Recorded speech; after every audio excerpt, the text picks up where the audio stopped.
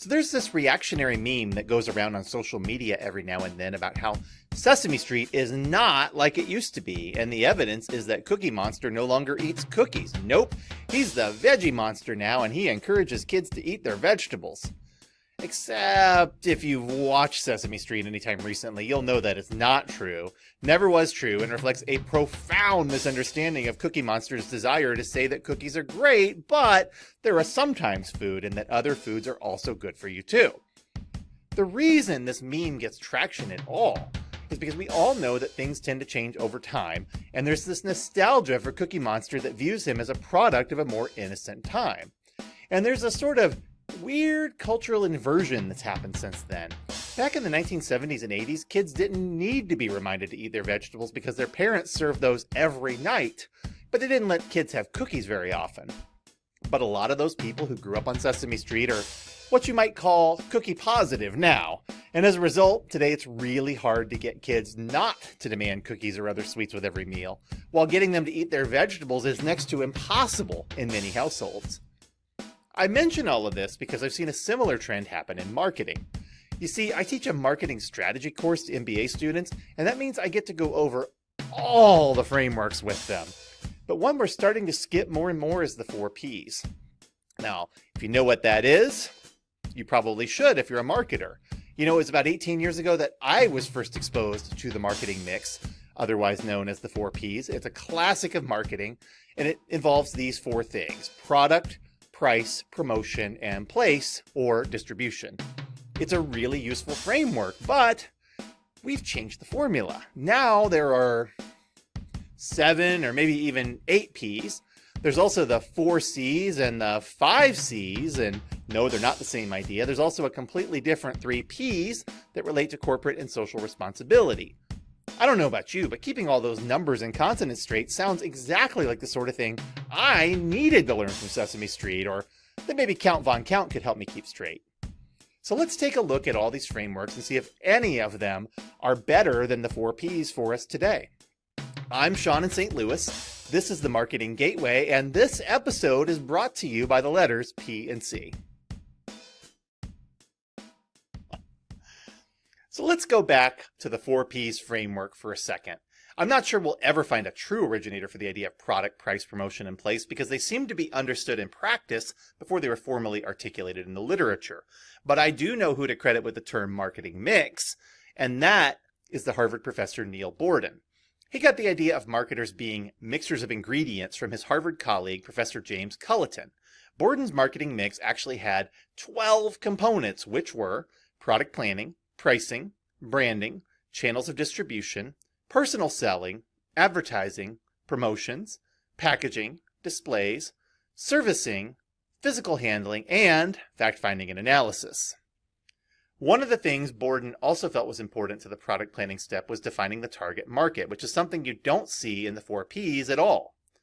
Marketing scholars and practitioners argued for a couple of decades about what the actual marketing mix entailed, but then writer E. Jerome McCarthy introduced the 4 Ps framework in a 1960 book called Basic Marketing: A Managerial Approach.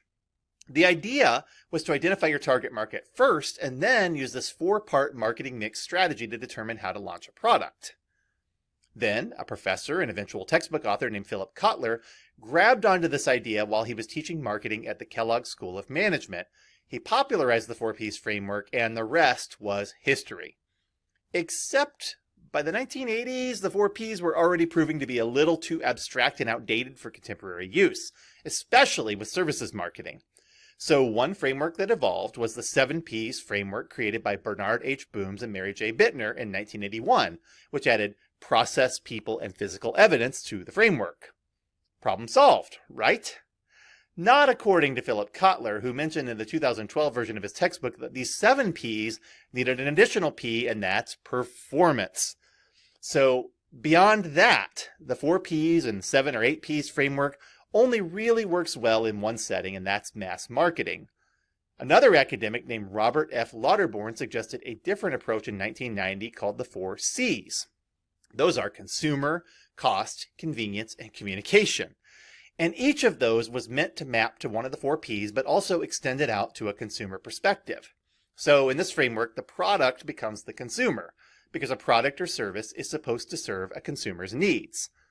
Price becomes cost because from a consumer's point of view, the cost of not buying a product or service may be dictated by other factors than the price alone. Place becomes convenience because good marketers should make it easy for consumers to purchase something when they want it.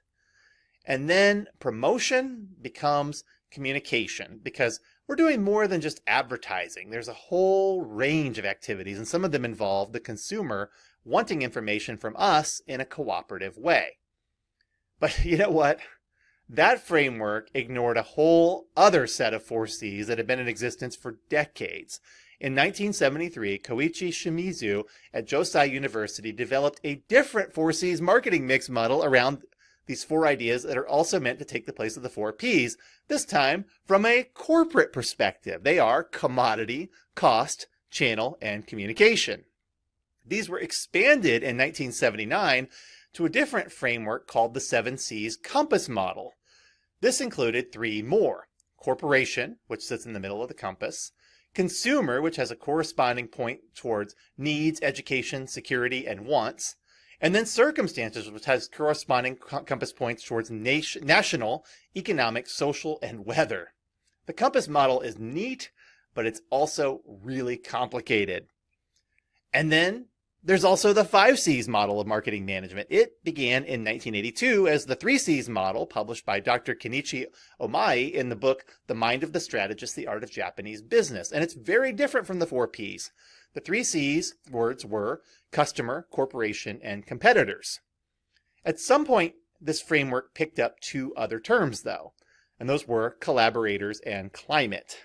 So believe it or not, as simple and seemingly unfocused as it is, this framework's in wide use today among strategists and brand consultants, and it can even be used on its own or paired with a marketing mix strategy, or even used in combination with a bunch of other strategic frameworks that are out there. Okay, so we've got a lot of models, and I've got one more. This one's by Alexander Chernev from his book Strategic Marketing Management Theory and Practice. It's called the 7 T's model, and these T's are tactics for defining a company's offering. They are product, service, brand, price, incentives, communication, and distribution. So now we've got all these frameworks, and you might ask yourself, what should I do with them? Well, one thing is to note what Philip Kotler said in an article for the AMA in 2024. After advocating that it's important to keep up on the latest knowledge and techniques so you don't get left behind, Kotler said he favors the 7 components marketing mix, which have 5 elements for creating value: product, service, brand, price, and incentives, as well as communicating value and delivering value.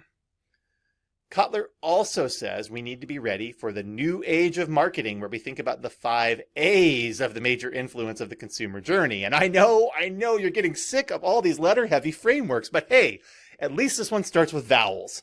They're aware, appeal, ask, act, and advocate, by the way. But another thing to do is to spend some time thinking about these frameworks and how they might pertain to your own business. These aren't laws of nature. They're tools for being a better marketer. And even if you can use a power tool to do something, there are times where you just need a hammer or a screwdriver to get the task completed. The 4 P's can still serve you well in the right situation. And just like cookies, they're a great sometimes food. I'm Sean in St. Louis, and thanks for listening to the Marketing Gateway. See you next time. Today's plug is for free speech. Now, I'm not going to get political here because I believe the freedom of speech and expression is one of those basic human rights that we ought to cherish in any free society. No matter what your political beliefs are, I hope you value your freedom to express them in public without fear of reciprocity from the government. I know I do. I've always enjoyed getting to know people from around the world, and one of my good friends is from Southeast Asia. I remember once I was talking to her about a topic that I was really passionate about, and she said, "Sean, you would not like living in a communist country." I was actually stunned into silence for a moment when she said that. Of course I wouldn't. But this friend had grown up in one, and she knew firsthand that there were topics on which it was okay to speak your mind in her public life there, and other topics on which it was not. She'd had family members who'd paid a price for speaking out against the government, and she'd immigrated to America and became a legal citizen here because she wanted to have that freedom that she couldn't have back at home. So, Speak up. Cherish your ability to speak your mind and use it to speak out if anyone is trying to take that right away from you or anyone else. It's as American a value as apple pie, baseball, and Superman, and I know I'd never want to live anywhere where that right wasn't afforded to everyone.